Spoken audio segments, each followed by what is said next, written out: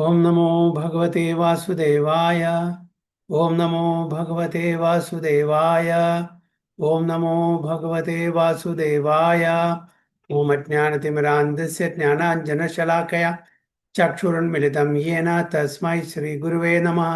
श्रीचैतन्यमनोभीष्टं स्थापितं येन भूतले स्वयं रूप कदा मह्यं ददाति स्वपदान्तिकं वन्देऽहं श्रीगुरुं श्रीयुतपदकमलं श्रीगुरुं वैष्णवांश्च श्रीरूपं साग्रजातं सगणरघुनाथान्वितं तं सजीवं साद्वैतं सावधूतं परिजनसहितं कृष्णचैतन्यदेवं श्रीराधाकृष्णपादान् सगणललिता शिवशाखान्वितंश्च ये कृष्णा करुणा सिन्धु दीनबन्धु जगत्पते गोपेश गोपिका कान्द राधाकान्द नमोस्तुते तप्त काञ्चन गौराङ्गी राधे वृन्दावनेश्वरी वृषभानुसुते देवे प्रणमामि हरिप्रिये वाञ्छाकल्पतरुभ्यश्च कृपा सिन्धुभ्येव च पतितानां पावनेभ्यो वैष्णवेभ्यो नमो नमः। नमः ओं विष्णुपादाय कृष्णपृष्ठाय भूतले श्रीमते भक्तिवेदान्त स्वामिने नामिने नमस्ते सारस्वते देवे गौरवाणी प्रचारिणे निर्विशेष शून्यवादी पाश्चात्य देशतारिणे। जय श्री कृष्ण चैतन्य प्रभु नित्यानंद श्री अद्वैत गदाधर शिवासादि गौर भक्त वृंदा। हरे कृष्ण कृष्ण कृष्ण हरे हरे हरे राम राम राम हरे हरे। गुरुवे गौरचंद्राय राधिकाय तदालये कृष्णाय कृष्ण भक्ताय तद्भक्ताय नमो नमः। हरे कृष्ण हरि ओम तत्सत्। ഭഗവത്ഗീത ആസ് ഇറ്റ് ഈസ് 5-ാമത്തെ അധ്യായം 3-ാമത്തെ ശ്ലോകം നൽകുക.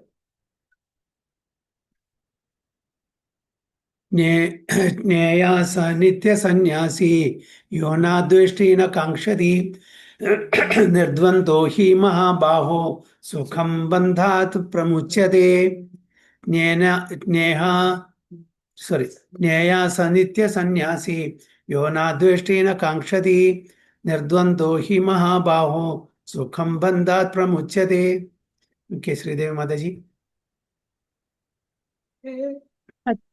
हरे कृष्ण। ज्ञेय स नित्य संन्यासी यो निद्वेष्टि न कांक्षति निर्द्वन्द्वो हि महाबाहो सुगम बन्धात् प्रमुच्यते। हरे कृष्ण। रोशी माताजी. हरे कृष्ण प्रभु। ओम नमो भगवते वासुदेवाय। ज्ञेय नित्य सन्यासी यो न द्वेष्टि न कांक्षति निर्द्वन्द्वो हि महाबाहो सुखं बन्धात् प्रमुच्यते। हरे कृष्ण। हरि बोल. सावित्री माताजी. हरे कृष्ण। ओम नमो भगवते वासुदेवाय। ज्ञेय स नित्य सन्यासी यो न द्वेष्टि न कांक्षति निर्द्वन्द्वो हि महाबाहो सुखं बन्धात् प्रमुच्यते। हरे कृष्ण. അതിന്റെ മലയാളം ട്രാൻസ്ലേഷൻ വായിക്കും. ഉണ്ടോ? ബുക്ക് ഉണ്ടോ? ഉണ്ട്. ഹരേ കൃഷ്ണ. ശ്രീല പ്രഭുപാദ് ജയ്. കർമ്മഫലങ്ങൾ ആഗ്രഹിക്കുകയോ വെറുക്കുകയോ ചെയ്യാത്ത ആളാണ് നിത്യസന്യാസി. മഹാബാഹുവായ അർജുന അയാൾ ദ്വന്ദ്ങ്ങളിൽ നിന്ന് ഒഴിഞ്ഞ് എളുപ്പത്തിൽ ഭൗതിക ബന്ധനത്തിൽ നിന്ന് മുക്തനാകുന്നതോടൊപ്പം മോക്ഷമടയുകയും ചെയ്യുന്നു. ഹരേ കൃഷ്ണ. ശ്രീല പ്രഭുപാദ് കി ജയ്. ഹരി ബോൾ. One who neither hates nor desires the fruits of his activities is known to be always renounced. Such a person, free from all dualities, easily overcomes material bondage and is completely liberated. O mighty armed Arjuna. ഭഗവാൻ അർജുനോട് പറയുന്നത്, ഏതൊരു വ്യക്തിയാണോ ഭൗതിക തലത്തിലുള്ള ഒരു ആഗ്രഹവും അതേപോലെ തന്നെ ഒരാളെയും വെറുക്കാതെ ദ്വന്ദ്ങ്ങളിൽ നിന്നും മുക്തനായിട്ടുള്ളൊരു വ്യക്തി, അദ്ദേഹത്തിന് ഈ കർമ്മബന്ധനം, ഈ ഭൗതിക ബന്ധനത്തിൽ നിന്ന് പുറത്ത് വരാൻ പറ്റുള്ളൂ. അതാണ് അർജുനോട് ഭഗവാൻ പറയുന്നത്. അപ്പോൾ നമ്മൾ ദ്വന്ദ്ങ്ങൾ എപ്പോഴാണ് നമുക്ക് വരിക? ഭൗതിക തലത്തിലുള്ള ആഗ്രഹങ്ങളും വെറുപ്പും, മറ്റുള്ളവരോടുള്ള വെറുപ്പും വരുമ്പോഴാണ് ഈ ദ്വന്ദ്ങ്ങൾ വരുന്നത്. എല്ലാം ഭഗവാനാണ്, എല്ലാം ഭഗവാന്റെ ആ ഒരു പ്രീതിക്ക് വേണ്ടിയാണ് നമ്മൾ ചെയ്യുന്നത്. അതായത് അകർമ്മ പ്ലാറ്റ്ഫോമിൽ ഭഗവാന്റെ പ്രീതിക്ക് ചെയ്യുന്ന കാര്യങ്ങളെല്ലാം അകർമ്മ പ്ലാറ്റ്ഫോമിലായിരിക്കും. മറ്റത് നമ്മളുടെ പ്രീതി, ഫ്രൂട്ടീവ് ആക്ടിവിറ്റീസ്, കർമ്മ, നമ്മുടെ ഭൗതിക തലത്തിലുള്ള ഓരോ ആഗ്രഹങ്ങളും സബലീകരിക്കാൻ വേണ്ടി ചെയ്യുന്ന ഫ്രൂട്ടീവ് ആക്ടിവിറ്റീസ്. അതേപോലെ നിഷിദ്ധമായിട്ടുള്ള കർമ്മങ്ങൾ, ഫോർബിഡൻ ആക്ടിവിറ്റീസ്, ഇതെല്ലാം നമ്മളെ ഇവിടെ ബന്ധിപ്പിക്കും ഈ ഭൗതിക ലോകത്തിൽ. ഭഗവാന്റെ പ്രീതിക്ക് വേണ്ടി ചെയ്യുന്ന ഓരോ കർമ്മവും നമ്മളെ ഈ ബന്ധനത്തിൽ നിന്നും മുക്തരാക്കും. അപ്പോൾ അങ്ങനെ ഒരു സ്ഥിതിയിൽ മാത്രമാണ് നമ്മൾ ദ്വന്ദ്വത്തിൽ നിന്ന് പുറത്തു വരാൻ പറ്റും. ദ്വന്ദ്വം പറഞ്ഞാൽ നല്ലത് ചീത്ത, ഓക്കെ, സുഖം ദുഃഖം എല്ലാം ഓപ്പോസിറ്റ്സ്. ഇതാണ് അർജുനോട് പറയുന്നത്. അപ്പൊ നമ്മൾ ചെയ്യുന്ന ഓരോ കർമ്മങ്ങളും ഭഗവാന്റെ പ്രീതിക്ക് വേണ്ടിയിട്ടായിരിക്കണം. അപ്പൊ നമ്മൾ മനസ്സിലാക്കേണ്ടത് നമ്മളുടെ ഈ നമ്മൾ ആരാണ്, ഭഗവാൻ ആരാണ്. അപ്പോൾ സംബന്ധജ്ഞാനം, പിന്നെ ആഭിധേയജ്ഞാനം, പിന്നെ പ്രയോജനജ്ഞാനം, ഈ മൂന്നും ഉണ്ടെങ്കിൽ നമുക്ക് ഇത് ഭഗവാന്റെ പ്രീതിക്ക് വേണ്ടി ചെയ്യാൻ പറ്റും. നമ്മൾ ആരാണെന്ന് ആദ്യം മനസ്സിലാക്കണം. അത് മനസ്സിലാക്കാത്തോടത്തോളം കാലം നമുക്ക് ഭഗവാന്റെ പ്രീതിക്ക് ഒരു കാര്യം ചെയ്യാൻ പറ്റില്ല. എല്ലാം അവനവന്റെ ഇന്ദ്രിയ തൃപ്തിക്ക് വേണ്ടിയിട്ടായിരുന്നു ചിരിക്കുന്നത്. അപ്പൊ സംബന്ധം എന്ന് പറഞ്ഞാൽ ഞാൻ ആരാണെന്ന് ആദ്യം അറിഞ്ഞിരിക്കണം, ഭഗവാൻ ആരാണെന്ന് അറിഞ്ഞിരിക്കണം, അല്ലേ? അപ്പോൾ ഈ ജ്ഞാനം ആർജിച്ചെടുക്കണമെങ്കിൽ നമ്മൾ ഗുരു സാധു ശാസ്ത്രപ്രകാരം ജീവിക്കണം. അപ്പോൾ ഭഗവാൻ തന്നെ ഭഗവത്ഗീതയിൽ പല മാർഗങ്ങളും നമുക്ക് പറഞ്ഞു തന്നിട്ടുണ്ട്. കർമ്മയോഗം, ധ്യാനയോഗം, ജ്ഞാനയോഗം, ഭക്തിയോഗം. അപ്പൊ ഇതില് ഭക്തിയാണ് എല്ലാവരും തിരഞ്ഞെടുക്കേണ്ടത്. അതാണ് എല്ലാ ആചാര്യന്മാരും ഗുരു സാധു ശാസ്ത്രങ്ങളും പ്രതിപാദിക്കുന്നതാണ്. ഭക്തിയാണ്. എന്തുകൊണ്ട് ഭക്തി? എന്തുകൊണ്ട് കർമ്മയോഗം കൊണ്ട് നമുക്ക് ഭഗവാന്റെ ധാമിൽ പോയിക്കൂടാ? എന്തുകൊണ്ട് ജ്ഞാനയോഗം കൊണ്ട് ഭഗവാന്റെ ധാമിൽ പോയിക്കൂടാ? എന്തുകൊണ്ട് ധ്യാനയോഗം കൊണ്ട് ഭഗവാന്റെ ധാമിൽ പോയിക്കൂടാ? എന്തുകൊണ്ട് ഭക്തി ആവശ്യം? എന്താണ് ഉത്തരം? ഭക്തിയുടെ ആവശ്യം എന്താണ്? കർമ്മം കൊണ്ട് ചെയ്തുകൂടെ? പോക്കൂടെ? ധ്യാനം, ജ്ഞാനം പോകാൻ പറ്റുമോ?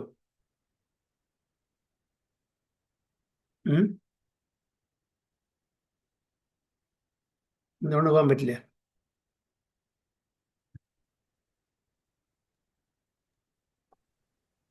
അതിലെല്ലാം നമ്മൾക്ക് എന്നുള്ള ഒരു വിചാരമുണ്ട്. ഓക്കെ, ഭക്തിയിൽ മാത്രം എല്ലാം ഭഗവാന് സമർപ്പിച്ചുകൊണ്ട് നമ്മൾ ചെയ്യുന്നു. Okay, very good. അതാണ് പ്രഭുജി. ഓക്കെ, ശരിയാണ്. പക്ഷേ കർമ്മം അതായത് കർമ്മത്തിൽ ഭക്തി ഉണ്ടെങ്കിൽ എന്തായിരിക്കും അതിനെന്താ വിളിക്കുന്നത്? കർമ്മയോഗം. കർമ്മ മിശ്ര ഭക്തി, അല്ലേ? ഭക്തിയുണ്ട്, പക്ഷെ കർമ്മം ആവശ്യമുണ്ട്. ഭക്തി എന്തിനു വേണ്ടിയാണ് നമ്മൾ ചെയ്യുന്നത്? നമ്മളുടെ ഇന്ദ്രിയ തൃപ്തിക്ക് വേണ്ടിയിട്ട്. പക്ഷെ അതുകൊണ്ട് മാത്രം നമുക്ക് ഭഗവാന്റെ അടുത്ത് പോകാൻ പറ്റില്ല. ശുദ്ധമായ ഭക്തി കൊണ്ടേ പറ്റും. ജ്ഞാനമുണ്ട്, ജ്ഞാനമിശ്ര ഭക്തി. ഭക്തിയുണ്ട്, പക്ഷെ എന്താണ്? അതിൽ മിശ്രിതമാണ്, മിശ്രം, പ്യുവർ അല്ല. എപ്പോഴാണ് പ്യുവർ ഒരു ഭക്തി, പ്യുവർ ലവ് വരുന്നത്, അപ്പോൾ മാത്രമേ ഭഗവാന്റെ. ഇപ്പോൾ നമുക്ക് വൈകുണ്ഠത്തിൽ വേണമെങ്കിൽ പോകണമെന്നുണ്ടെങ്കിൽ ഞാൻ പറഞ്ഞില്ലേ, ശുദ്ധ ഭക്തി വേണം. എനിക്ക് അപ്പൊ അവിടെ കർമ്മയോഗിക്കും ജ്ഞാനയോഗിക്കും ധ്യാനയോഗിക്കും സ്ഥാനമുണ്ടോ? ആധ്യാത്മിക ലോകത്തില് ഭൗതിക ലോകം വിട്ട് കഴിഞ്ഞാൽ ആധ്യാത്മിക ലോകം. അപ്പൊ വൈകുണ്ഠത്തില് കർമ്മയോഗികളുണ്ടോ? ഉണ്ടോ? ജ്ഞാനയോഗികളുണ്ടോ? അല്ലെങ്കിൽ ജ്ഞാനയോഗികളുണ്ടോ? അവിടെ വൈകുണ്ഠത്തിൽ പരമാത്മാവിനെ ധ്യാനിച്ചിരിക്കുന്ന ആൾക്കാരുണ്ടോ? ഇല്ല. അവനവന്റെ ഇന്ദ്രിയ തൃപ്തിക്ക് വേണ്ടിയിട്ട് കർമ്മയോഗികളുണ്ടോ? ജ്ഞാനയോഗികളുണ്ടോ? അതായത് ഇംപേഴ്സണൽ ബ്രഹ്മനിൽ ലയിക്കാൻ ഉദ്ദേശിക്കുന്ന ആഗ്രഹത്തോട് ജീവിക്കുന്ന ആൾക്കാരുണ്ടോ അവിടെ വൈകുണ്ഠത്തില്? അവിടെ കർമ്മയോഗികളും ഇല്ല, ജ്ഞാനയോഗികളും ഇല്ല, ധ്യാനയോഗികളും ഇല്ല. അവിടെ ആരാണുള്ളത്?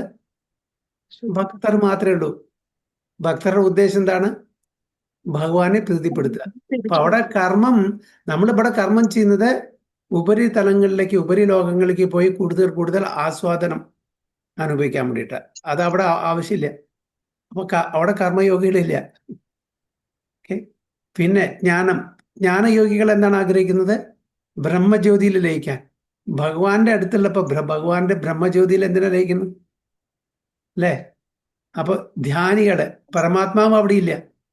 പരമാത്മാവിൽ ധ്യാനിക്കേണ്ട ആവശ്യമില്ല. അപ്പൊ അവിടെ ആരാണ്? ഭക്തന്മാർ മാത്രമേ ഉള്ളൂ. ഭക്തിയുത സേവനം ചെയ്യുക, ഭഗവാന്റെ പ്രീതിക്ക് വേണ്ടിയിട്ട് ഭക്തിയുത സേവനം ചെയ്യാനുള്ള ആ ഭക്തന്മാരെ മാത്രമേ ഉള്ളൂ. അവിടെ കർമ്മയോഗികളെ, ധ്യാനയോഗികളെ, ജ്ഞാനയോഗികളില്ല. അപ്പോ ഇവിടെ ഭഗവാൻ നമുക്ക് ഭഗവത്ഗീതയിൽ അർജുനൻ മുഖേന പല മാർഗങ്ങളും തന്നിട്ടുണ്ടെങ്കിലും അതൊന്നും അവിടെ റിലവൻ്റ് അല്ല. അൾട്ടിമേറ്റ്ലി എന്താണ് പറയുന്നത് ഭഗവാൻ? മന്മനാഭവ മദ്ഭക്തോ മധ്യാജി മാം നമസ്കുരു, അല്ലെ? 4 കാര്യങ്ങൾ എപ്പോഴും. അതെന്താണ്? ഭക്തിയാണ്.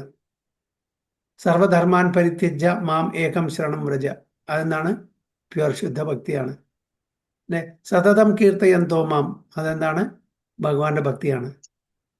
ശ്രവണം കീർത്തനം വിഷ്ണു സ്മരണം എന്താണ്? ഭഗവാന്റെ ഭക്തിയാണ്. അപ്പോൾ എല്ലാ സ്ഥലത്തും ഭഗവാൻ ഊന്നിപ്പറയുന്നത് എന്താണ്?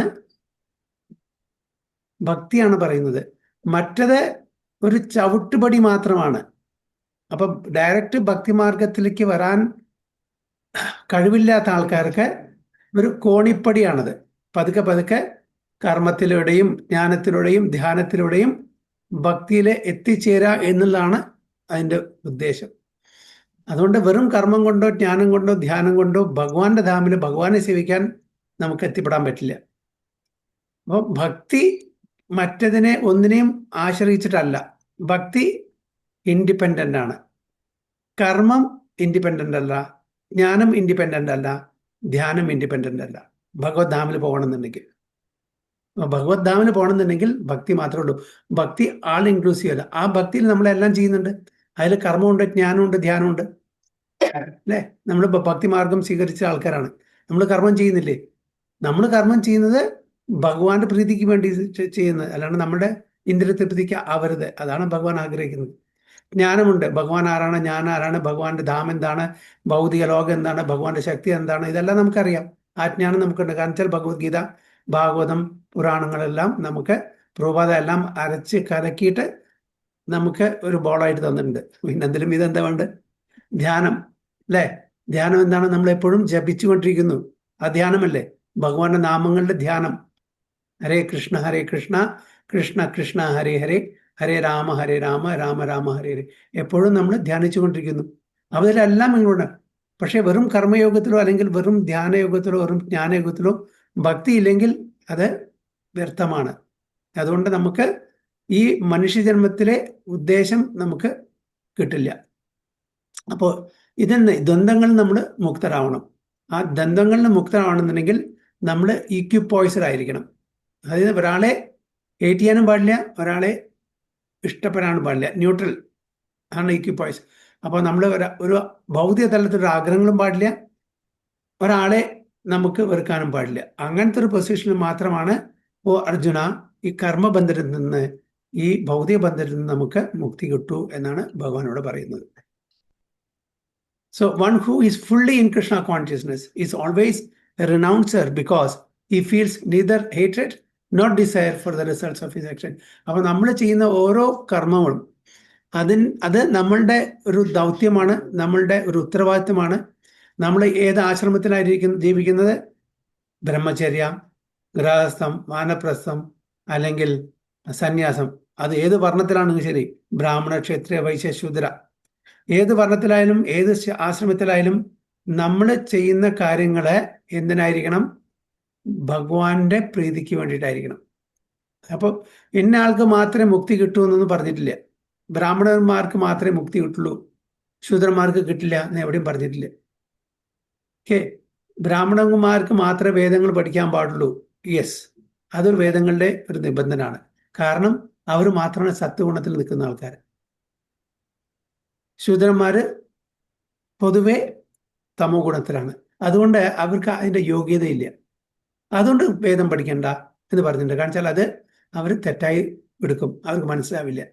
അപ്പോൾ ഒരു ഡോക്ടറാവാനുള്ള ഒരു യോഗ്യത MBBS പഠിച്ച MD പഠിച്ച ഒരു വ്യക്തിക്കേ ഉള്ളൂ, അല്ലേ? ഒരു 10ാം ക്ലാസ് പഠിച്ച ഒരു വ്യക്തിക്ക് ഡോക്ടറാവാൻ പറ്റുമോ?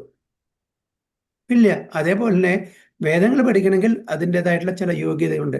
ക്ഷത്രിയന് ചില യോഗ്യതകൾ വേണം, വൈശ്യന് ചില യോഗ്യതകൾ വേണം, ശൂദ്രനും അതേപോലെ യോഗ്യതകളുണ്ട്. അപ്പോൾ അതുകൊണ്ട് നമ്മൾ തരം തിരിച്ച് താഴ്ത്തി കാണുകയല്ല ചെയ്യുന്നത്. ഓ ബ്രാഹ്മണന്മാർക്ക് മാത്രമേ ഇത് പാടുള്ളൂ. എന്തുകൊണ്ട് നമുക്കും ചെയ്യാം. നമുക്കും ആ യോഗ്യത ഉണ്ടെങ്കിൽ നമുക്കും ബ്രാഹ്മണനായിട്ട് ചെയ്യാം. പക്ഷേ നമ്മൾ ബ്രാഹ്മണനായാൽ മാത്രമാണ് നമുക്ക് മുക്തി കിട്ടൂ എന്ന് പറഞ്ഞിട്ടില്ല. ശൂദ്രന്റെ തലത്തിൽ ഇരുന്നിട്ടും ഭഗവാനെ സേവിച്ചിട്ട് നമുക്ക് മുക്തി കിട്ടും. വൈശ്യന്റെ തലത്തിൽ ഇരുന്നിട്ട് നമുക്ക് മുക്തി കിട്ടും. ക്ഷത്രിയന്റെ തലത്തിലും നമുക്ക് ബുദ്ധി. അതുകൊണ്ട് ഈ മുക്തി അല്ലെങ്കിൽ ഭഗവത് പ്രാപ്തി എന്നുള്ളത് ഒരു വർണ്ണത്തിന്റെയും ആശ്രമത്തിന്റെയും കുത്തകയല്ല. ആർക്കും അത് നേടിയെടുക്കാവുന്നതാണ്. So, such a renouncer dedicated to the transcendent loving service of the Lord is fully qualified in knowledge because he knows his constitutional position in his relationship with Krishna. അപ്പോൾ അങ്ങനെ അത് ത്യജിച്ചത്, അതായത് എന്താണ് അതിൻ്റെ നമ്മളുടെ ഉത്തരവാദിത്തം നിറവേറ്റുന്നുണ്ട്, പക്ഷെ അതിൻ്റെ റിസൾട്ട്, അതിൻ്റെ റിയാക്ഷൻ നമ്മൾ കാക്ഷിക്കുന്നില്ല.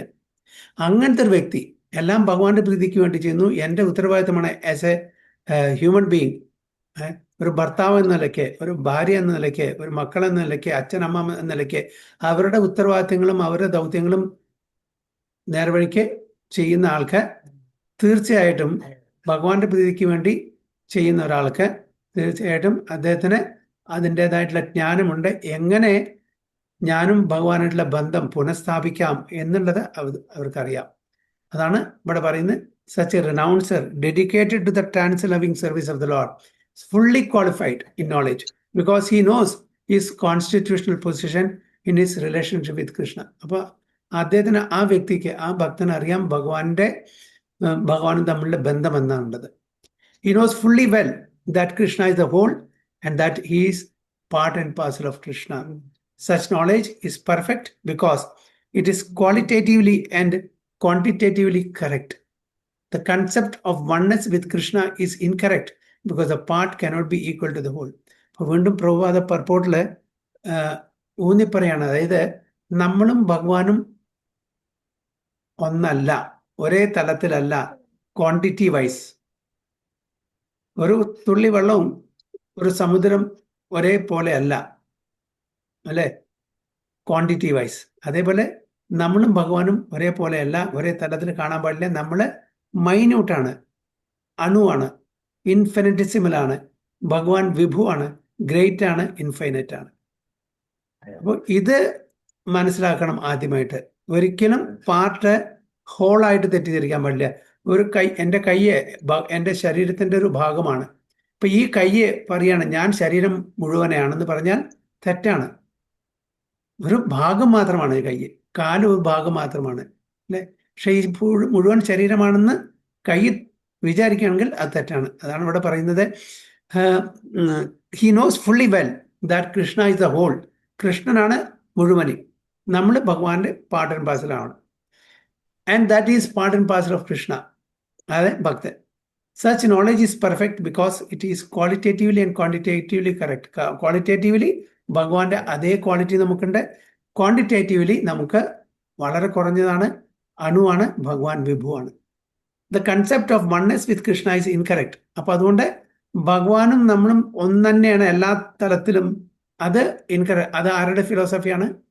മായാവത ഫിലോസഫിയാണ്, ഇംപേഴ്സണൽ ഫിലോസഫിയാണ്. ഒരിക്കലും ഒരു ഭാഗത്തിന് മുഴുവനാവാൻ പറ്റില്ല, കയ്യിന് മുഴുവൻ ശരീരമാവാൻ പറ്റില്ല. അത് ഇൻകറക്റ്റ് ആണ് എന്നാണ് പറയുന്നത്. cannot be equal to the whole.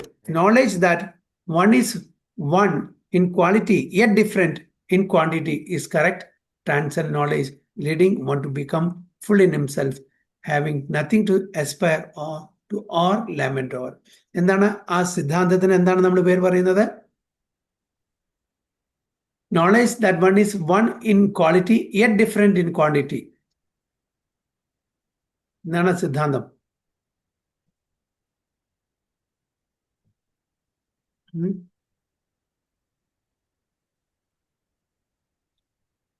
മലയാളത്തില് ട്രാൻസ്ലേഷൻ വായിക്കൂ. ഞാൻ ഈ വായിച്ചതിന്റെ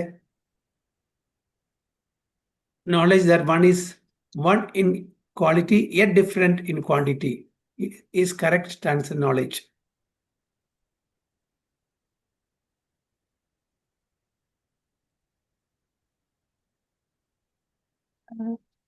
കൃഷ്ണന്റെ ഗുണത്തിലും അളവിലും ഇത് ശരിയാവുകയാൽ ഈ ജ്ഞാനം സമ്പൂർണമാണ്. താനും കൃഷ്ണനും ഒന്ന് തന്നെ എന്ന സിദ്ധാന്തം അംശം ഒരിക്കലും പൂർണ്ണമാകുന്നില്ലെന്നിരിക്കെ ശരിയല്ല. ഗുണത്തിൽ ഒന്നാണെങ്കിലും പരിമാണത്തിൽ വ്യത്യസ്തമാണെന്നതാണ് ശരിയായ അതീന്ദ്രിയ ജ്ഞാനം. ഈ സിദ്ധാന്തത്തിന് എന്താണ് പറയുക? ഞാൻ ചില ദ്വൈതം, അദ്വൈതം, വിശിഷ്ടാദ്വൈതം, അങ്ങനെ പല സിദ്ധാന്തങ്ങളും നമുക്കറിയാം. പക്ഷെ ഈ സിദ്ധാന്തത്തിന്റെ പേരെന്താണ്?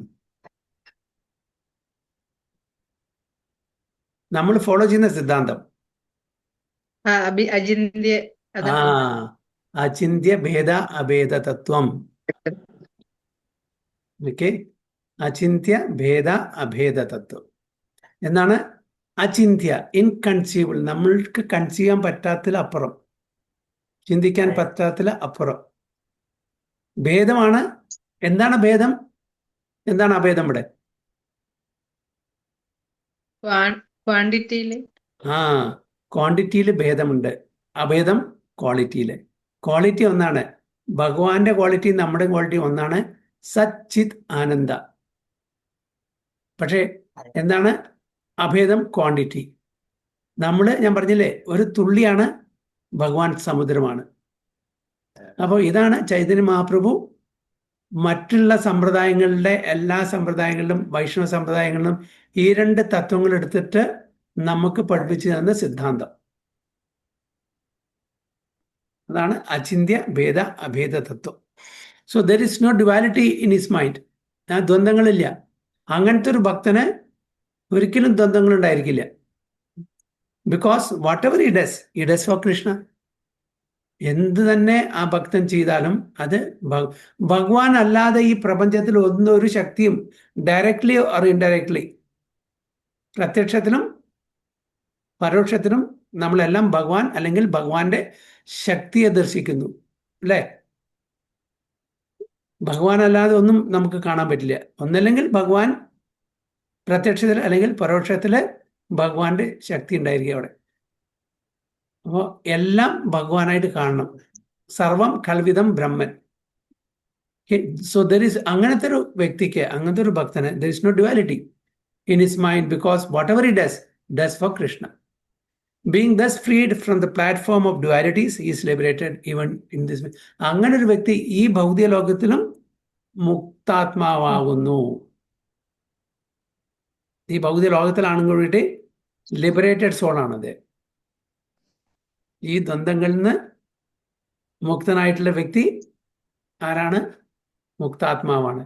അപ്പൊ അങ്ങനെ ആൾക്കാരുണ്ടോ വെച്ചിട്ടുണ്ട്, ആചാര്യന്മാരുണ്ട്, അല്ലേ? ശ്രീല പ്രഭുപാദര് ഈ ബന്ധനങ്ങളിൽ നിന്നൊക്കെ മീതെയാണ്, ഡ്യുവാലിറ്റിയിലില്ല. അറിയാം താൻ ആരാണെന്നറിയാം, ഭഗവാൻ ആരാണെന്നറിയാം, ഇതെല്ലാം അറിയുന്ന ഒരു വ്യക്തിയാണ്. ഈ ദ്വന്ദ്ത്തിൽ നിന്നും മീതെ ഇരിക്കുന്ന വ്യക്തികളാണ്. എന്താണ്? Even though they are in this material world, ഈ ഭൗതിക ലോകത്തിൽ ജീവിച്ചിരുന്നാലും അവരാണ് ലിബറേറ്റഡ് ആണ്, അവര് മുക്താത്മാക്കളാണ്. അപ്പൊ നമുക്കും ആ തലത്തിലേക്ക് ഉയരാൻ പറ്റും.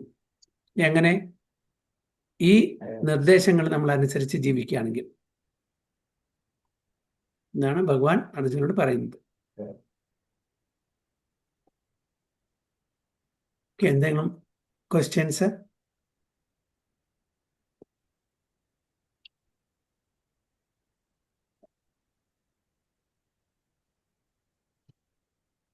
ഇല്ലെങ്കിൽ അടുത്ത ശ്ലോകത്തിൽ പോവാം. ടെക്സ്റ്റ് 4. സാഖ്യയോഗോ പൃഥക് ബാലാ പ്രവദന്തി ന പണ്ഡിതാ ഏകം അപി ആസ്ഥിതഃ സമ്യക് ഉഭയോർവിന്ദതേ ഫലം.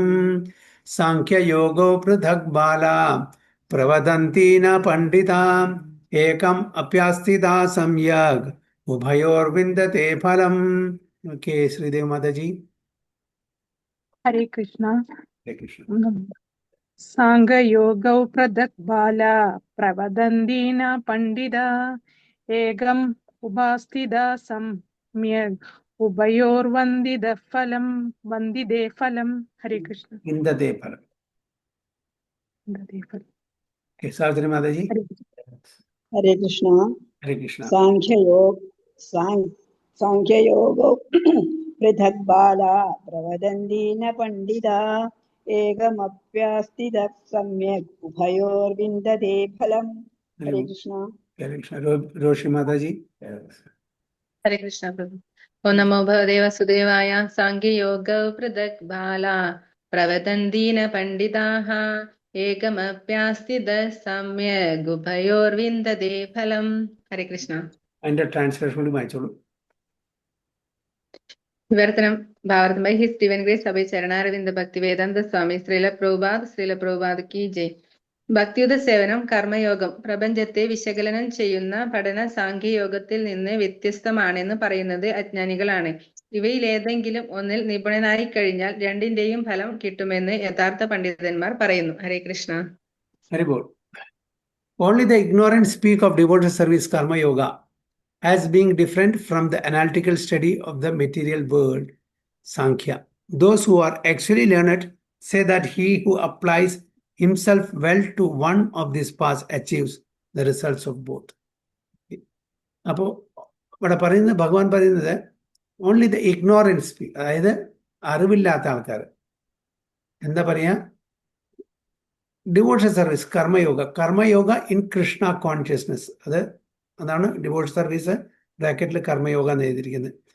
അപ്പോൾ നമ്മൾ പറയുന്ന ആ വെറും ഭൗതിക തലത്തിലുള്ള നമ്മളുടെ ഫ്രൂട്ടീവ് ആക്ടിവിറ്റീസ് അല്ല ഇവിടെ പറയുന്നത്. കർമ്മയോഗ ഇൻ കൃഷ്ണ കോൺഷ്യസ്നസ്, അതായത് ഭഗവാന്റെ പ്രീതിക്ക് വേണ്ടുന്ന കർമ്മം. അപ്പോൾ അത് ആ തലത്തിൽ നമ്മൾ karmayoga is as being different from analytical. സാഖ്യയോഗത്തിൽ നിന്ന് ഡിഫറെൻ്റ് ആണെന്ന് തെറ്റിദ്ധരിക്കുന്ന, അതായത് ധരിക്കുന്ന ആൾക്കാർ ലെസ് ഇൻ്റലിജൻ്റ് ആണ്, ഇഗ്നോറൻ്റ് ആണ്, മൂഢന്മാരാണെന്ന് പറയുന്നത്. എന്താണ് സാഖ്യയോഗ? എന്താ സാഖ്യ എന്നുള്ള വേർഡിന്റെ മീനിങ് എന്താണ്? സാഖ്യ ആത്മാവിനെ കുറിച്ച് അറിയുന്ന അല്ല, സാഖ്യ എന്നുള്ള വേർഡ് മീനിങ് എന്താണ്?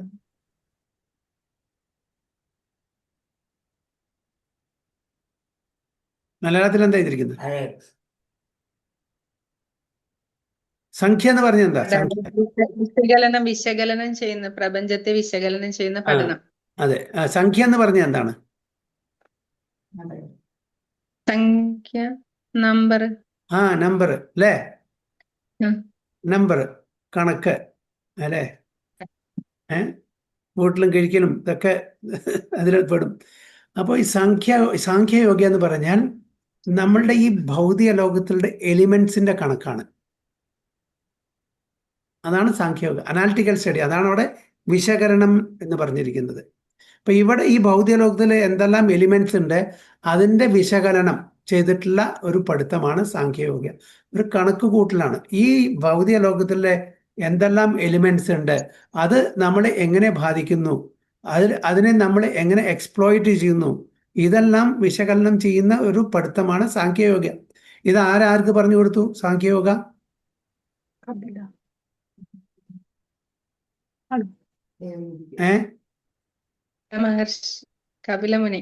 കപിലമുനി ആർക്ക് പറഞ്ഞു കൊടുത്തു? ആരാണ് ദേവഹൂതി? ആരാണ് ദേവഹൂതി? ആരാണ്? ഇപ്പൊ കപില മഹർഷി, കപില ദേവൻ ആരാണ്? ഭഗവാന്റെ അവതാരം തന്നെ. ഓക്കെ, തൻ്റെ സ്വന്തം അമ്മയ്ക്ക് പറഞ്ഞു കൊടുത്താണ് സാഖ്യയോഗം. അപ്പൊ സാഖ്യയോഗം അതേപോലെ ഡിവോഷൻ സർവീസും തമ്മിൽ വ്യത്യാസമൊന്നുമില്ല. ഇപ്പൊ വിശകലനത്തിലൂടെ, അതായത് നേത്തി ഇതല്ല. അപ്പൊ എന്താണ് ഈ സാഖ്യം? 23 എലിമെന്റ്സിന്റെ കാര്യങ്ങളാണ് പറയുന്നത്.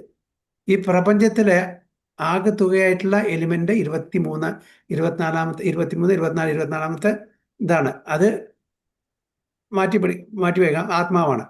അപ്പൊ ഈ 23 അല്ലെങ്കിൽ 24, ചില സ്ഥലത്ത് 23, ചില സ്ഥലത്ത് 24 എലിമെന്റ്സ് ആണ്.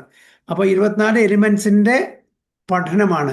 അപ്പോൾ ഓരോ എലിമെന്റും എടുത്തിട്ട് പറയാണ് earth, water, fire, air, ether, ഭൂമി, ആപോ, അനലോ, വായു അല്ലേ? ഇതൊന്നും ഇതല്ല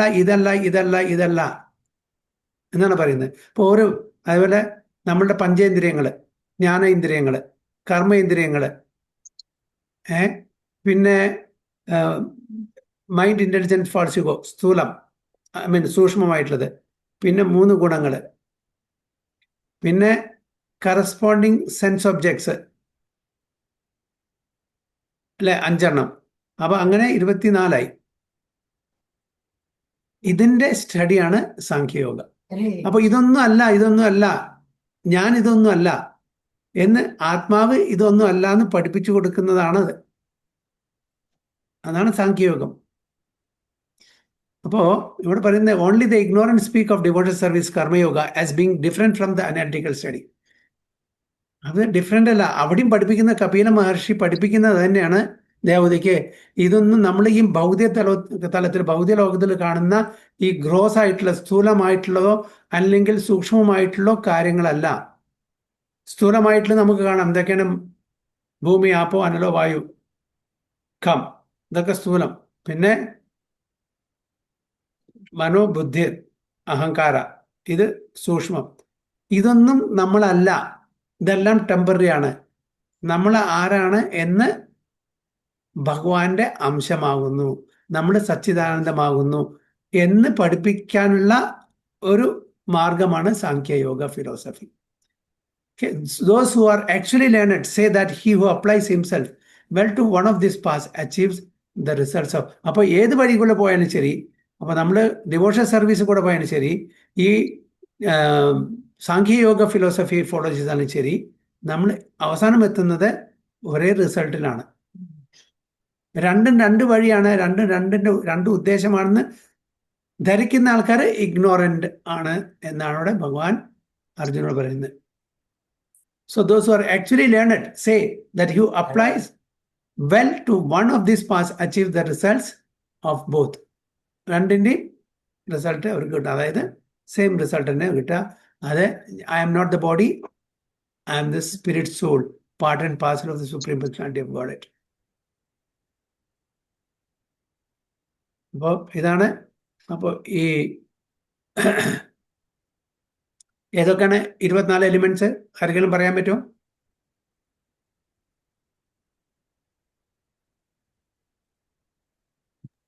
അഞ്ച് കർമ്മേന്ദ്രിയങ്ങൾ, 5 ജ്ഞാനേന്ദ്രിയങ്ങൾ,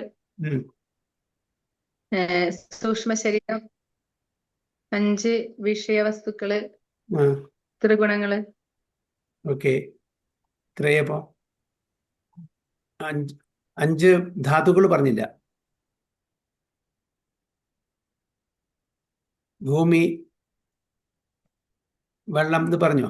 പഞ്ചേന്ദ്രിയങ്ങള്, കർമ്മേന്ദ്രിയങ്ങള്, ജ്ഞാനേന്ദ്രിയങ്ങള്, 5 ധാതുക്കള്, 5 വിഷയവസ്തുക്കള്, 20ആയി. Mind, intelligence, false 23. പിന്നെ the 3 modes of material nature 24. അതിന് മീതെയാണ് ടൈം, അതിന് മീതെയാണ് സോള്, ആത്മാവ്.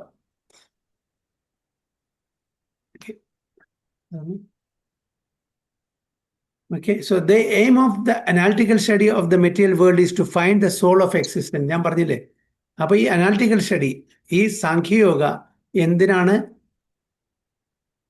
നമ്മളുടെ സോളിന്, ആത്മാവിന്റെ ആ അസ്തിത്വം മനസ്സിലാക്കാനാണ്. അപ്പൊ ഓരോന്നും എടുത്തിട്ട് പറയാണ്, ഇത് ഭൂമിയല്ല, ഇത് വെള്ളമല്ല, ഇത് അഗ്നിയല്ല, ഇത് വായു അല്ല, ഇത് സ്കൈ അല്ലെങ്കിൽ ഈഥർ അല്ല, ഇത് മനസ്സല്ല, ഇത് അഹങ്കാരമല്ല. ഓരോന്നും പഠിപ്പിച്ച് അവസാനം എന്താണ് നമ്മൾ എന്ത് തത്വത്തിൽ വരുന്നു? ഞാൻ ആത്മാവാണ്. So the world is to find the soul of existence. The soul of the material world is Vishnu or the super soul. Devotional service to the Lord entails service to the super soul. അപ്പോൾ ജീവാത്മാവിന്റെ എന്താണ്? ജീവാത്മാവിന്റെ കടമ അല്ലെങ്കിൽ ഉത്തരവാദിത്വം എന്താണ്? പരമാത്മാവിനെ സേവിക്കുക, പരമാത്മാവിന്റെ സബ്സർവന്റ് ആവുക, സേവകനാവുക എന്നാണ്. So one process is to find the root of the tree and the other is to water the root. ഒരു പ്രോസസ്സ് എന്താണ്? അതിന്റെ റൂട്ടിനെ കാണാണ് സാഖ്യ ഫിലോസഫി. മറ്റത് ആ റൂട്ടിനെ മനസ്സിലാക്കി അതിനെ വാട്ടർ ചെയ്യുക. The real student of Sankhya philosophy finds the root of the material world, Vishnu, and then in perfect knowledge engages himself in the service of the Lord. Ultimately എത്തുന്നതെല്ലാം ഒരേ സ്ഥലത്താണ്. അപ്പോൾ ഒന്ന് സാഖ്യയോഗ നമ്മൾ അന്വേഷിച്ച് അതിൻ്റെ കോസ്, അതിൻ്റെ റൂട്ട് മനസ്സിലാക്കുന്നു. മറ്റത് ഭക്തിമാർഗത്തില്, മറ്റതില് ആൾറെഡി അവർക്കറിയാം, റൂട്ട് അറിയാം, അവരതിനെ പരിചരിക്കാൻ നോക്കുന്നു, സേവനം ചെയ്യാൻ നോക്കുന്നു. So the real student of the Sankhya philosophy finds the root of the material world, Vishnu, and then in perfect knowledge engages himself in the service of the Lord. Therefore, in a sense, there is no difference between the two because the aim of both is Vishnu. രണ്ടുപേരുടെയും ലക്ഷ്യം എന്താണ്? വിഷ്ണുവിനെ പ്രാപിക്കുക എന്നുള്ളതാണ്. അപ്പോൾ whether you take direct devotion service or Sankhya philosophy നമ്മൾ വിശകലനം ചെയ്തിട്ട് ഇപ്പോൾ ഫോർ എക്സാമ്പിൾ നമ്മൾ പറയാണ്, ഓക്കെ, ഒരു കുട്ടിയോട് പറയാണ്, അതിൻ്റെ റിസൾട്ട് പറയാണ്. ഓക്കെ, ഈ ലഡുവിൽ ഒരു ലഡു കൊടുത്തിട്ട് ഇതിൽ എന്താ പറയുക, സ്വീറ്റ് ഷുഗറുണ്ട്, ഇതിൽ ഘീ ഉണ്ട്, ഇതിൽ അല്ലെങ്കിൽ ബേസിൻ എന്തായാലും പറയുക കടലമാവുണ്ട്, ഇതെല്ലാം കൂടി കൂട്ടിയിട്ടാണ് നമ്മൾ ലഡു ഉണ്ടാക്കുന്നത് വിചാരിക്കും. അപ്പോൾ കുട്ടിക്ക് വിശ്വാസമൊന്നുമില്ല, ഇനി നോക്കട്ടെ, ഞാനിതൊന്ന് വിശകലനം ചെയ്യട്ടെ. എന്നിട്ട് ആ കുട്ടി കടലമാവും നെയ്യും പഞ്ചസാരയും ഇതെല്ലാം എടുത്തിട്ട് ലഡു ഉണ്ടാക്കുന്നു. അപ്പോൾ ആ കുട്ടിക്ക് മനസ്സിലാവുന്നു, അത് ശരിയാണ് പറയുന്നത്. അത്രേ ഉള്ളൂ.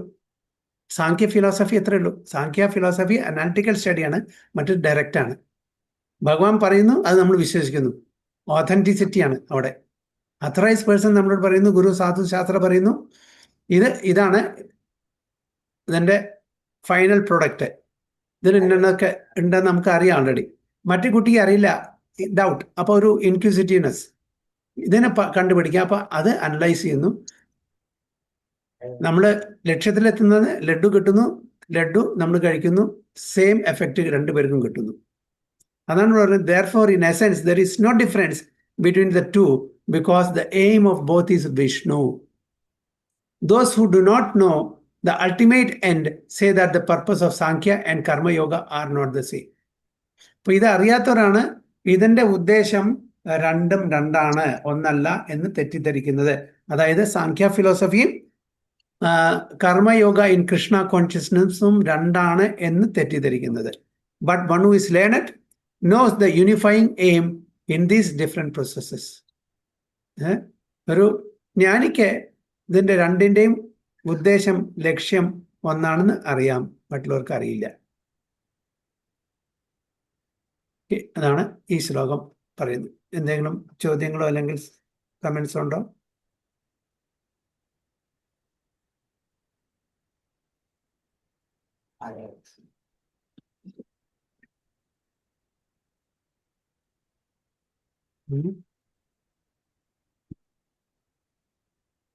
ഇല്ലെങ്കിൽ അടുത്ത ശ്ലോകം, ടെക്സ്റ്റ് 5.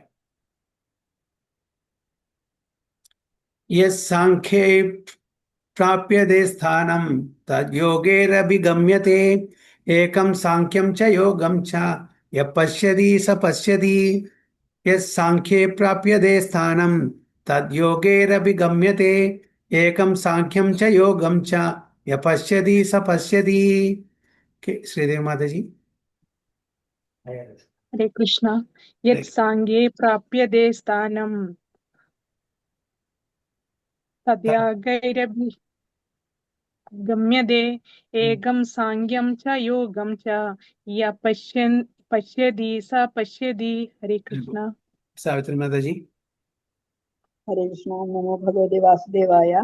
യസ് സാഖ്യൈ പ്രാപ്യതേ സ്ഥാനം തദ്യോഗൈരഭിഗമ്യതേ ഏകം സാഖ്യം ച യോഗം ച യ പശ്യതി സ പശ്യതി. ഹരേ കൃഷ്ണ.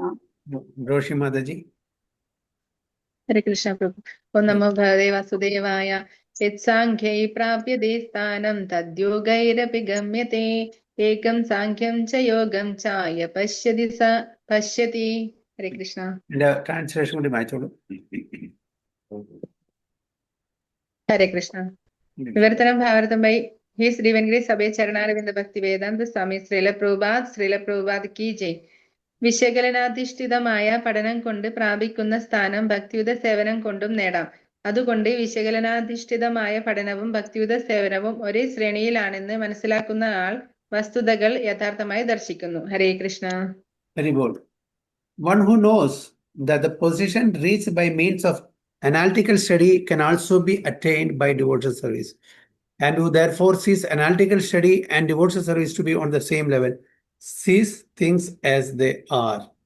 ഏതൊരു വ്യക്തിയാണോ സാഖ്യയോഗം കൊണ്ടും ഭക്തിയോഗം കൊണ്ടും ഭക്തിമാർഗത്തിലൂടെയും ഒരേ റിസൾട്ടിലെത്തുന്നത്, ഒരേ ലക്ഷ്യത്തിലെത്തുന്നത്, അവർ കാര്യങ്ങൾ ശരിക്ക് കാണുന്നു, റൈറ്റ് പെർസ്പെക്റ്റീവിൽ കാണുന്നു, തിങ്സ് യഥാരൂപത്തിൽ കാണുന്നു, അല്ലേ?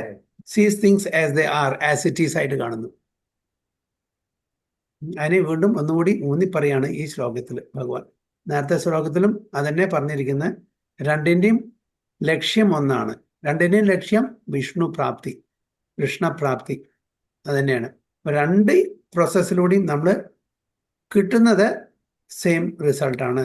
അപ്പോൾ അത് ആർക്കും ഒരു ഭക്തന് മാത്രമേ അറിയുള്ളൂ.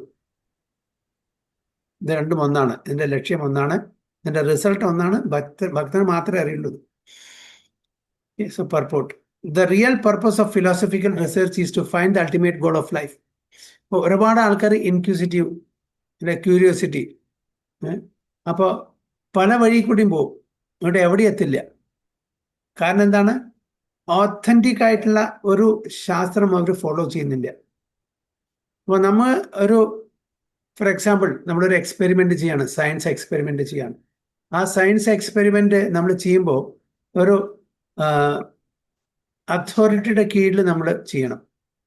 ഇതിൻ്റെ എക്സ്പേർട്ടായിട്ടുള്ള ഒരു സയൻറ്റിസ്റ്റിൻ്റെ കീഴിലോ അല്ലെങ്കിൽ ഒരു പ്രൊഫസറുടെ കീഴിലോ ലെക്ചറുടെ കീഴിലോ ചെയ്താൽ മാത്രമേ നമുക്ക് അതിൻ്റെ ഉദ്ദേശിച്ച റിസൾട്ട് കിട്ടുള്ളൂ.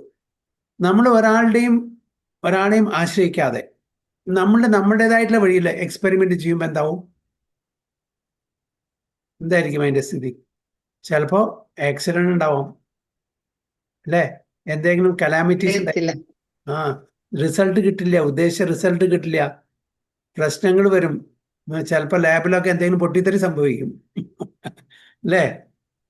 അപ്പോൾ നമ്മളൊരു എക്സ്പെർട്ടായിട്ടുള്ള ഒരു പ്രൊഫസറ്, ഒരു സയൻറ്റിസ്റ്റ്, അവരുടെ കീഴിലായിരിക്കുന്നത്. അതേപോലെ തന്നെ നമ്മളിത് പഠിക്കുന്നത് അതൊരു അതോറിറ്റേറ്റീവ് ആയിട്ടുള്ള ഒരു അതോറിറ്റിയുടെ കീഴിലായിരിക്കണം.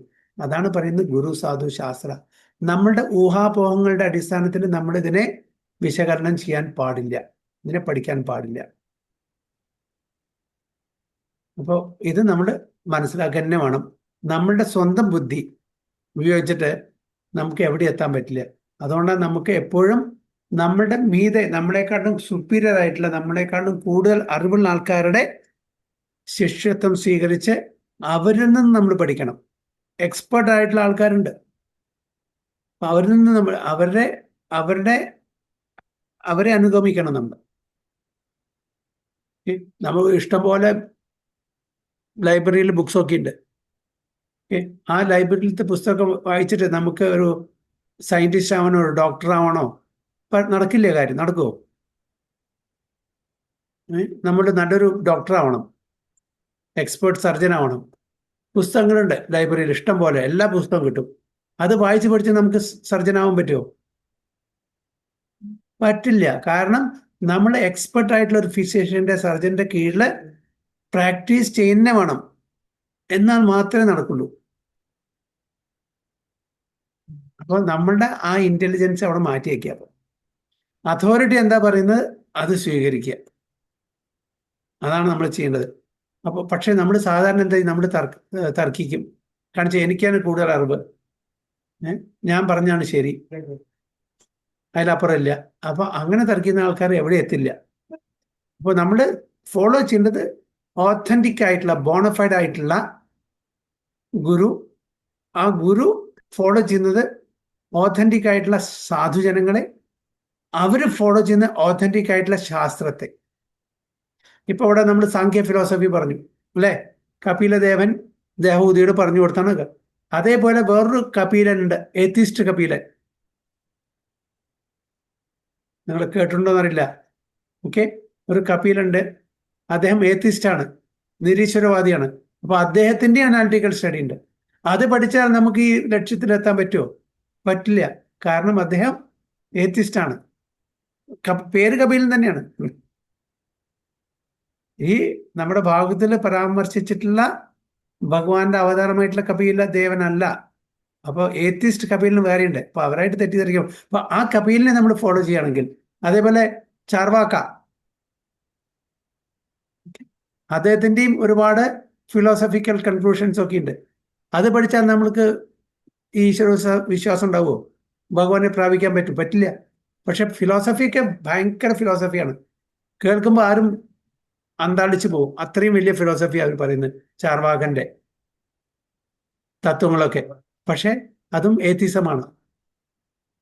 ചാർവാകൻ പറയുന്ന അതായത് ഈ ജന്മം നമുക്ക് കിട്ടിയിട്ടുണ്ട്, അത് അടിച്ചു പൊളിച്ച് ജീവിക്കുക. ബെഗ് ബോറോ സ്റ്റീൽ, എങ്ങനെയായാലും നന്നായിട്ട് ജീവിക്കുക. അതൊരു ഫിലോസഫിയാണ് അവരുടെ. എന്താണ് നമ്മൾക്ക് സുഖം, സൗകര്യം, കംഫർട്ട്, സന്തോഷം വേണം. അതിന് യാചിച്ചതായാലും ശരി, മോഷ്ടിച്ചിട്ടായാലും ശരി, കടമേടിച്ചാലും ശരി ജീവിക്കുക. അതാണ് അത്. അപ്പൊ അങ്ങനത്തെ ആൾക്കാരുണ്ട്. അപ്പൊ നമ്മൾ ഓത്തന്റിക് ആയിട്ടുള്ള അതോറിറ്റീസിനെ മാത്രം നമ്മൾ ഫോളോ ചെയ്യണം എന്നാണ്. അതാണ് ഗുരു, സാധു, ശാസ്ത്ര, ബോണഫൈഡ് ആയിട്ടുള്ള, അതായത് ഓത്തന്റിക് ആയിട്ടുള്ള പരമ്പരാഗതമായിട്ടുള്ള ആ സമ്പ്രദായത്തിൽ നമ്മൾ ചെന്ന് വന്നുപെട്ടാൽ നമ്മുടെ ഭാഗ്യം. ഇല്ലെങ്കിൽ നമ്മൾ എവിടെയെങ്കിലും വഴിതെറ്റി, കൂട്ടം തെറ്റി നമ്മൾ എവിടെയെങ്കിലും ചെന്ന് എത്തിപ്പെടും. So by Sankhya philosophical research, one comes to the conclusion that a living entity is not a part and parcel of the material world, but of the supreme spirit world. അപ്പോൾ ഈ സാഖ്യ ഫിലോസഫിയുടെ അടിസ്ഥാനത്തിലും നമ്മൾ എന്ത് കൺക്ലൂഷനിലാണ് വന്നെത്തുന്നത്? അതായത് നമ്മള് ഈ ആത്മാവ് ഈ ഭൗതിക ലോകത്തിന്റെ ഒരു പാർട്ട് ആൻഡ് പാർസൽ അല്ല. Not a part and parcel of the material world, but of the supreme spirit world. അതുകൊണ്ടാണ് ഭഗവാന്റെ പ്രധാനപ്പെട്ട 3 എനർജിയുടെ കാര്യങ്ങൾ പറയുന്നത് നമ്മൾ. അന്തരാംഗ ശക്തി, ബഹിരാംഗ ശക്തി, തഥാസ്ഥ ശക്തി. അപ്പോൾ അന്തരാംഗ ശക്തി എല്ലാം ആധ്യാത്മിക ലോകത്തിലുള്ള ആ എക്സിസ്റ്റൻസിനെയും, ബഹിരാംഗ ശക്തി ഭൗതിക ലോകത്തിലത്തെ എക്സിസ്റ്റൻസിനെയും, തഥാസ്ഥ ശക്തി എല്ലാ ജീവജാലങ്ങളെയും. ഇപ്പോൾ നമ്മൾ തഥാസ്ഥ ശക്തിയാണ്. ആ തഥാസ്ഥ ശക്തി അന്തരാംഗ ശക്തിയുടെ ഭാഗങ്ങളാണ്, ബഹിരാംഗ ശക്തിയല്ല. ബഹിരാംഗ ശക്തിക്ക് കോൺഷ്യസ് ഇല്ല, ജഡവസ്തുവാണ്. നമ്മൾ ജഡമല്ല, ശരീരം ജഡമാണ്, ആത്മാവ് ജഡമല്ല. അപ്പൊ ആ ആത്മാവ് അന്തരാംഗ ശക്തി ഭഗവാന്റെ അംശമാകുന്നു, അല്ലാതെ ഈ ഭൗതിക ലോകത്തിന്റെ ബഹിരാംഗ ശക്തിയുടെ ഭാഗമല്ല എന്നാണ് പറയുന്നത്. So consequently, the spirit soul has nothing to do with the material world. Its actions must be in some relation with the supreme. അപ്പോൾ സ്പിരിറ്റ് സോൾ, നമ്മുടെ ആത്മാവ്, ആ സ്പിരിറ്റ് സോളിന്റെ കാര്യങ്ങള് അതിന് ഈ ഭൗതികതലമായിട്ട് യാതൊരു ബന്ധവുമില്ല. പക്ഷെ നമ്മൾ ഈ ഭൗതിക ലോകത്തിൽ വന്ന് പെട്ടത് ഭഗവാനെ മറന്ന് സ്വയം ആസ്വദിക്കണം എന്നുള്ള ഒരു ആഗ്രഹം ഉടലെടുത്തപ്പോൾ ഭഗവാൻ അതിനുള്ള ഒരു യൂണിവേഴ്സ്, അതിനുള്ള ഒരു സ്ഥലം നമുക്ക് ഒരുക്കി തന്നു. കുട്ടികളുടെ വീട്ടില് ഒരുപാട്, അതായത് പ്രശ്നങ്ങൾ ഉണ്ടാക്കുമ്പോൾ, വികൃതി അടിക്കുമ്പോൾ നമ്മൾ പറയും പുറത്ത് പോയി കളിക്കാൻ പറയും. അവിടെ ഗ്രൗണ്ട് ഉണ്ട്, ഇഷ്ടം പോലെ പോയി കളിച്ചോ, വീട്ടിൽ കളിക്കണ്ട. അതേപോലെ തന്നെ ഭഗവാൻ നമ്മുടെ കുസൃതി കാണിച്ച് നമുക്ക് ഭഗവാൻ വിട്ടുനിന്ന് നമ്മളുടെ ഇഷ്ടപ്രകാരം കളിക്കണം എന്ന് ആഗ്രഹം വന്നപ്പോൾ ഭഗവാൻ ഈ പ്രപഞ്ചം, ഈ ഭൗതിക ലോകം ഉണ്ടാക്കി തന്നു. കളിച്ചോ, ഇഷ്ടം പോലെ കളിച്ചോ, മടുക്കുമ്പോൾ വീട്ടിലേക്ക് വരാം, അതിനുള്ള സംവിധാനം ഞാൻ ചെയ്തു തന്നിട്ടുണ്ട്. അപ്പൊ ഈ യൂണിവേഴ്സ്, ഈ പ്രപഞ്ചം എന്ന് പറയുന്നത് നമ്മുടെ പ്യൂരിഫൈ ചെയ്യാനുള്ള ഒരു ഫെസിലിറ്റി മാത്രമാണ്. ഭഗവാന്റെ ഉദ്ദേശം എന്താണ്? നമ്മൾ ഭഗവാനായി ജീവിക്കുമ്പോൾ ഭഗവാന്റെ പാർട്ടും പാർസലും ഞാനും ഭഗവാന എന്നുള്ള ചിന്തയിൽ ഉള്ള കുറച്ച് ആൾക്കാരുണ്ട്, നമ്മളെപ്പോലുള്ള ആൾക്കാർ. എനിക്കും മാസ്റ്റർ ആവണം, എനിക്കും പ്രൊപ്പറേറ്റർ ആവണം, കൺട്രോളർ ആവണം, എൻജോയർ ആവണം. അങ്ങനെ ഒരു ആഗ്രഹം ഉടലെടുത്തപ്പോൾ ഭഗവാൻ നമുക്ക് സഫലീകരിച്ച് തരാൻ വേണ്ടിയിട്ട് ഒരു ഭൗതിക ലോകം ഉണ്ടാക്കി. അപ്പോൾ അവിടെ നമ്മൾ സ്വന്തമായിട്ട് ആസ്വദിക്കാൻ ആഗ്രഹിച്ച് തുടങ്ങുമ്പോൾ മായാദേവി വന്നിട്ട് എന്ത് ചെയ്യും? Left right and centre kick ചെയ്യും. അപ്പൊ നമുക്ക് മനസ്സിലായത് നമുക്ക് പറഞ്ഞതല്ല. അപ്പൊ നമ്മൾ അന്വേഷിക്കാൻ തുടങ്ങും, ഞാൻ ആരാണ്, എന്തുകൊണ്ടാണ് എനിക്കിങ്ങനെ ഒരുപാട് കഷ്ടപ്പാടുകൾ അനുഭവിക്കേണ്ടി വരുന്നത്, ഞാൻ എവിടുന്ന് വരുന്നു, ഭഗവാൻ ആരാണ്. അങ്ങനെ നമ്മൾ പ്യൂരിഫൈ ആക്കിയിട്ട് തിരിച്ച് ഭഗവാന്റെ ലോകത്തിലേക്ക് കൊണ്ടുപോകാനുള്ള ഒരു വ്യവസ്ഥ മാത്രമാണ് ഈ ഭൗതിക ലോകം. നമ്മളെ റീക്ലൈം ചെയ്യാനുള്ള ഒരു വ്യവസ്ഥയാണ് ഭൗതിക ലോകം. So consequently, the spirit soul has nothing to do with the material world. Its actions must be in some relationship with the supreme. നമ്മളുടെ ഓരോ ദൗത്യവും ഓരോ കർമ്മവും ഭഗവാനുമായിട്ടുള്ള ബന്ധത്തിലായിരിക്കണം, സെപ്പറേറ്റ് ആവാൻ പാടില്ല. When he acts in Krishna consciousness, he is actually in his constitution position. നമ്മളുടെ അതായത് constitution position എന്ന നമ്മളുടെ സ്വരൂപം എന്ന് പറഞ്ഞാൽ ഭഗവാനായിട്ടുള്ള ബന്ധമാണ്, ഭഗവാന്റെ പാർട്ട് ആൻഡ് പാർസലുമാണ്. പക്ഷെ അത് മറന്ന് നമ്മൾ ഇവിടെ ഇൻഡിപെൻഡൻ്റ് ആയിട്ട്, നമ്മൾ ഇവിടെ ഒരു പ്രൊപ്പറേറ്ററായിട്ട്, ഒരു ധനികനായിട്ട്, ഒരു സ്വന്തം ഇൻഡിപെൻഡൻ്റ് ആയിട്ട് നമ്മൾ ജീവിക്കാൻ ആഗ്രഹിക്കുന്ന ആൾക്കാരായതുകൊണ്ടാണ് നമ്മൾ ഈ മായാലോകത്തിൽ വന്ന് പെടുന്നത്. അപ്പോൾ he's actually in his constitutional position. In the first process Sankhya, one has to become detached from matter, and in the devotional yoga process one has to attach himself to birth of Krishna. അപ്പോൾ രണ്ടും ഒന്ന് detach, ഒന്ന് attach. അതായത് സാഖ്യ ഫിലോസഫിയിൽ നമ്മൾ മാറ്ററിൽ നിന്ന് detach ചെയ്യണം, മറ്റേ devotional പ്രോസസ്സിൽ നമ്മൾ ഭഗവാന്റെ കാര്യങ്ങൾ അറ്റാച്ച് ചെയ്യണം. രണ്ടിൻ്റെയും റിസൾട്ട് എന്താണ്? ഒന്നാണ്. Actually both process are the same. രണ്ടും ഒന്ന് ഡിറ്റാച്ച് ചെയ്യുന്നു, മറ്റേതിലേക്ക് അറ്റാച്ച് ചെയ്യുന്നു. മനസ്സിലാക്കിയ ശേഷം ഒന്ന് ആൾറെഡി നമുക്ക് ഡിറ്റാച്ച് ചെയ്യേണ്ട ആവശ്യമില്ല, കാരണം ആൾറെഡി ഭഗവാന്റെ പ്രീതിക്ക് വേണ്ടിയിട്ട് ഭഗവാനിലേക്ക് ആസക്തി വന്നിട്ട് ഭഗവാന്റെ കാര്യങ്ങൾക്ക് വേണ്ടി നമ്മൾ ഒരു പ്രവൃത്തി ചെയ്യുന്നു. ഭഗവാന്റെ കാര്യങ്ങളാണ്, ഭഗവാന്റെ സേവനം. Both process are the same. ആൾദോ superficially one process appears to involve detachment and the other process appears to involve attachment. ഒന്ന് നമുക്ക് തോന്നും ഒന്ന് ഡിറ്റാച്ച് ചെയ്യാണ് സാഖ്യയോഗ മെറ്റീരിയൽ കാര്യങ്ങളിൽ നിന്ന്. ഡിവോഷണൽ സർവീസ് അത് നമ്മൾ ഭഗവാന്റെ കാര്യങ്ങളിലെ ഭക്തി സേവനത്തിൽ അറ്റാച്ച്മെന്റ് ചെയ്യുന്നു. Detachment from matter and attachment to Krishna are one and the same. One who can see this sees things as they are. രണ്ടിൻ്റെ ഇപ്പോൾ ചുരുക്കത്തിൽ ഭഗവാൻ വ്യത്യസ്തമായിട്ടുള്ള മാർഗങ്ങള്, പാത്തുകള്, പ്രോസസ്സുകള് ഭഗവാൻ അർജുനന് പറഞ്ഞു കൊടുക്കുകയാണ്. എന്താണ് സാഖ്യയോഗം, എന്താണ് കർമ്മയോഗം ഇൻ കൃഷ്ണ കോൺഷ്യസ്നസ്, എന്താണ് ജ്ഞാനയോഗം, എന്താണ് ധ്യാനയോഗം, ഇതെല്ലാം പറഞ്ഞു കൊടുത്തിട്ട് അവസാനം ഭഗവാൻ പറയുന്നത് എന്താണ്? ഭക്തി ഈസ് അൾട്ടിമേറ്റ്. ഇതെല്ലാം എത്തിച്ചേരുന്ന ഭക്തിയിലാണ്. ഡയറക്റ്റ്ലി നമുക്ക് ഭക്തി മാർഗം സ്വീകരിക്കാന്നുണ്ടെങ്കിൽ ഇതിൻ്റെ ഒരു ആവശ്യമില്ല. അതാണ് ടൈം ആൻഡ് അഗൈൻ ഓരോ ശ്ലോകത്തിലും ഓരോ അധ്യായത്തിലും ഭഗവാൻ ഇത് ഊന്നി പറയുന്നത് ഭക്തി ഭക്തി ഭക്തി. കാരണം ഭക്തി മാത്രമേ ആധ്യാത്മിക ലോകത്തിലുള്ളൂ. അവിടെ ഒരു വിശകലനം ചെയ്യേണ്ട ഒരു ആവശ്യമില്ല, ഒരു സാഖ്യയോഗത്തിന്റെ ആവശ്യമില്ല, ഒരു ജ്ഞാനയോഗത്തിന്റെ ആവശ്യമില്ല, ഒരു കർമ്മയോഗത്തിന്റെ ആവശ്യമില്ല. അവിടെ ഭക്തി മാത്രമേ ഉള്ളൂ. അതാണ് സർവധർമാൻ പരിത്യജ്യ മാം ഏകം ശരണം വ്രജ. എല്ലാം പറഞ്ഞു തന്നിട്ട് ഇതെല്ലാം വിടൂ, എന്നെ മാത്രം ശരണം പ്രാപിക്കൂ. That is ultimate. അഹം ത്വം സർവപാപേഭ്യോ മോക്ഷയിഷ്യാമി മാ ശുചഃ. പേടിക്കണ്ട, എല്ലാ പാപകർമ്മങ്ങളിൽ നിന്നും ഞാൻ നിങ്ങളെ മുക്തനാക്കാം, എന്നെ മാത്രം ശരണം പ്രാപിക്കുകയാണെങ്കിൽ. അല്ല ഭൗതിക ലോകത്തിലെ മറ്റുള്ള വസ്തുക്കളെ, മറ്റുള്ള ആൾക്കാരെയാണ് നമ്മൾ ശരണം പ്രാപിക്കുന്നുണ്ടെങ്കിൽ നമുക്ക് ഈ പാപകർമ്മങ്ങളിൽ നിന്ന് മുക്തി ഒരിക്കലും കിട്ടാൻ പോകില്ല. ജന്മ മൃത്യു ജരാ വ്യാധി സൈക്കിളിൽ കൂടെ വന്നും പോയിക്കൊണ്ടിരിക്കും. Eternally perpetually. എവിടുന്ന് തുടങ്ങി എവിടെ അവസാനിക്കും നമുക്കൊരു പിടുത്തമില്ല. അപ്പം ഭക്തി മാർഗത്തിലേക്ക് വരാൻ, ഭഗവാന്റെ ഭക്തി സേവനം ചെയ്ത് ഭഗവാന്റെ പ്രീതി നേടി ഭഗവാന്റെ ധാമിലേക്ക് ഭഗവാന്റെ സേവനത്തിന് വേണ്ടി പോകാൻ വേണ്ടിയിട്ടാണ് ഭഗവാൻ അർജുനെ പ്രേരിപ്പിക്കുന്നത്. പക്ഷെ ഭഗവാൻ ഒരിക്കലും നിർബന്ധിക്കുന്നില്ല. അതാണ് വരുത്. ഭഗവാൻ ഒരിക്കലും നിർബന്ധിക്കില്ല, എല്ലാം പറഞ്ഞു കൊടുക്കും. ഇനി എന്താണ് ശരി നിങ്ങൾ വിശകലനം ചെയ്ത് തീരുമാനിച്ചോളൂ.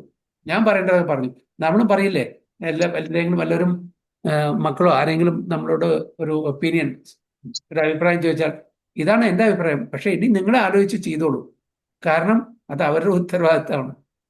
ഭഗവാനും അതുകൊണ്ട് എല്ലാം ആ ഫ്രീഡം എല്ലാവർക്കും കൊടുത്തിട്ടുണ്ട്. ഞാൻ പറയുന്നത് പറഞ്ഞു തന്നു, ഇത് ചെയ്യേണ്ടത് നിങ്ങൾ എന്ത് ചെയ്യണം അത് നിങ്ങൾ തീരുമാനിക്കും. അപ്പൊ എന്താണ് അർജുനൻ പറയുന്നത്? എന്താണ് അർജുനൻ പറയുന്നത്? കരിഷ്യേ വചനം തവ. അങ്ങ് എന്താണ് പറയുന്നത് അത് ഞാൻ സ്വീകരിക്കുന്നു, അത് പ്രകാരം ഞാൻ ചെയ്യാം. അതേപോലെ നമ്മളും കാണിച്ചാൽ ഭഗവാനാ പറയുന്നത്, ആചാര്യന്മാരാണ് പറയുന്നത്, ഗുരുവാണ് പറയുന്നത്. അപ്പൊ അതാണ് ശരിക്കുള്ളത്. നമുക്ക് അതിനുള്ള അറിവില്ല. അപ്പൊ അവര് പറയുന്നത് നമ്മൾ അതേ പ്രകാരം ചെയ്യുമ്പോൾ നമ്മൾ on the right path.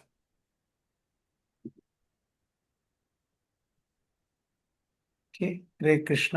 So അടുത്ത ക്ലാസ്സിൽ വാഞ്ചാകൽപതരുഭ്യശ്ച കൃപാ സിന്ധുഭ്യവ ച പതിതാനാം പാവനേഭ്യോ വൈഷ്ണവേഭ്യോ നമഃ. अनंत कोटि वैष्णव की जय, श्री प्रभुपाद की जय, गुरु महाराज की जय, साई गो प्रेमानंदे। हरे कृष्ण हरे कृष्ण हरे हरे कृष्ण। कृष्ण।